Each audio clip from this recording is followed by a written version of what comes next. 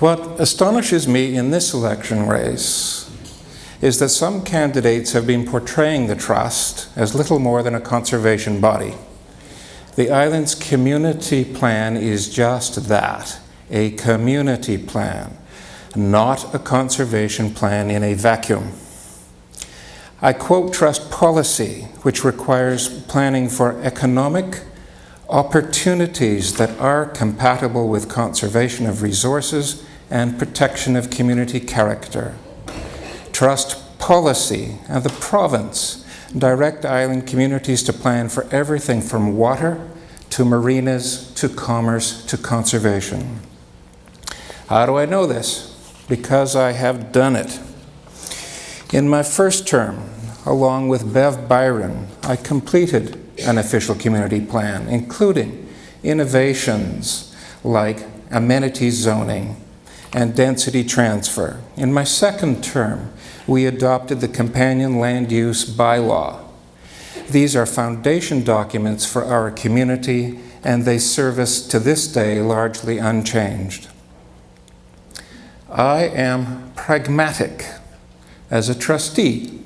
While giving Maxwell Lake a 300-meter protection area and providing for Meadowbrook and Heritage Place, I also approved several market value housing projects, as well as the development permits for a new hotel near Moby's.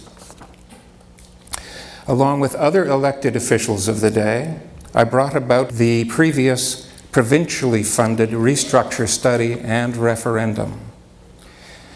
Some candidates see a need for a comprehensive restructure of the instruments of office. But my position is that there is no need to remake the Islands Trust in the image of candidates campaigning largely on complaints over which the Trust has no authority. Thank you. The arts are a natural expression of a very creative community, and I've been really encouraged to hear that the Chamber, the SSAC, and other groups are converging in their ideas around the arts. This is very good news.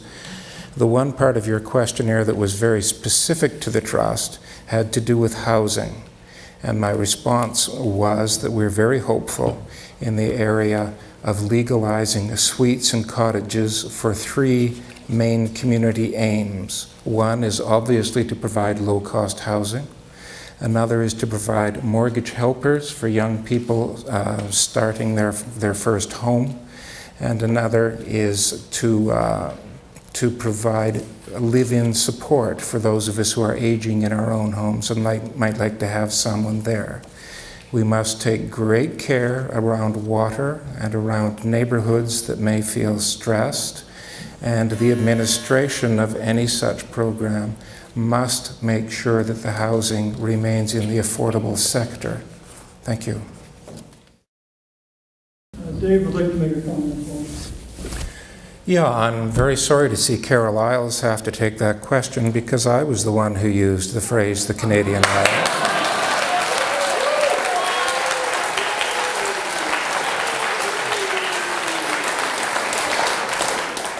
The Canadian way, I think, would be not to leap to litigation before other possibilities were exhausted.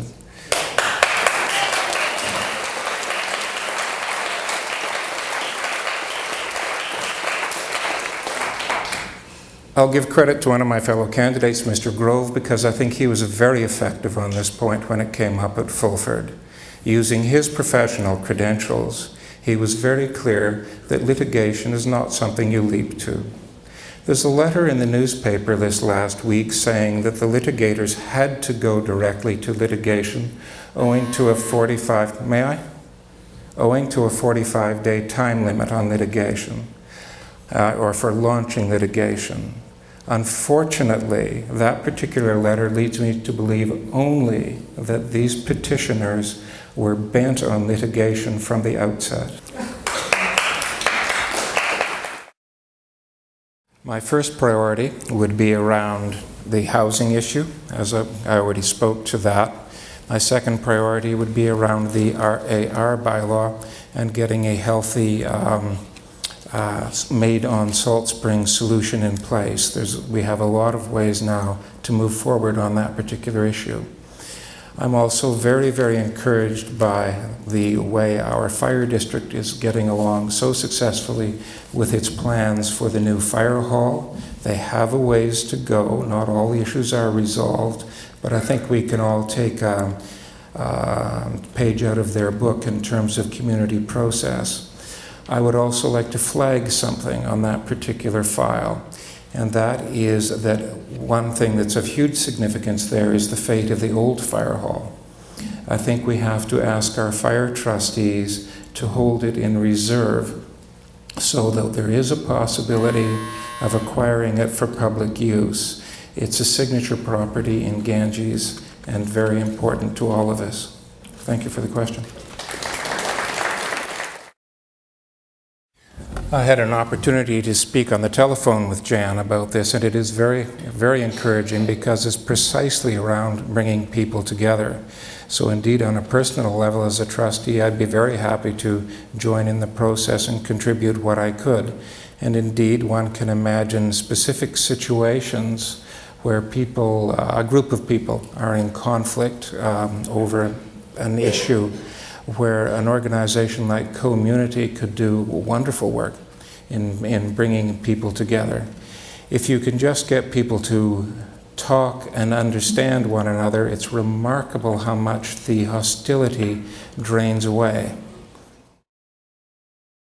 The province will not proceed with a restructure study on Salt Spring Island unless all three locally elected officials support it. I do support a provincially funded study, restructure study on Salt Spring leading to referendum. If it succeeds, good for us, we'll make a great municipality. If the vote fails, then it would be time to look at restructuring the Islands Trust itself. I've been there before. Along with two other elected officials, I brought about the previous $100,000 study leading to referendum. Thank you. Good question, Miles. Partly it's answered by the existing community plan, which specifies that low-cost housing development should be precisely in the areas which are already serviced by the water districts and which are already sewered. That's why Murakami Gardens was able to go ahead. That's why Norton Road is in the wings and may still go ahead. Mickey, thank you for coming here tonight.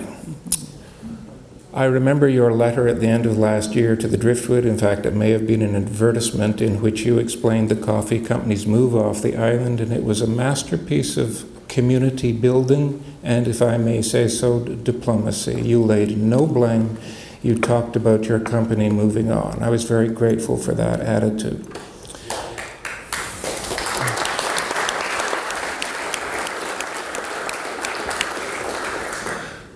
I've reflected on this, Mickey, and I realize that as a former trustee and a trustee hopeful, that one does have a sense of where applications are going. Indeed, if one is really fortunate, you can tap into kind of a sixth sense about projects that really do need to proceed and some that may get into all manner of trouble.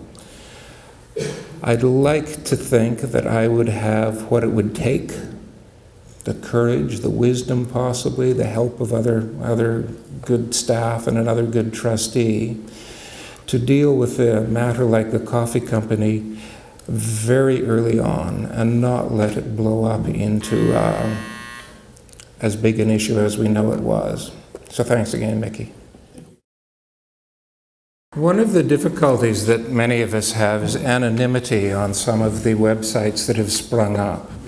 I made a list of people posting on them a little while ago. I went to 4 websites, and here are the people listing: anonymous, anonymous, anonymous, anonymous, anonymous, V, Mermethane, anonymous, anonymous, anonymous, Tom Vikander, whose letters was for the purpose of complaining about the anonymity. I find it very difficult to respond to websites, for example, that seem simply to feed on each other, to cross-fertilize each other, and which seem to consist of virtual voters, some of whom may simply be repetitions of other virtual voters. Thank you.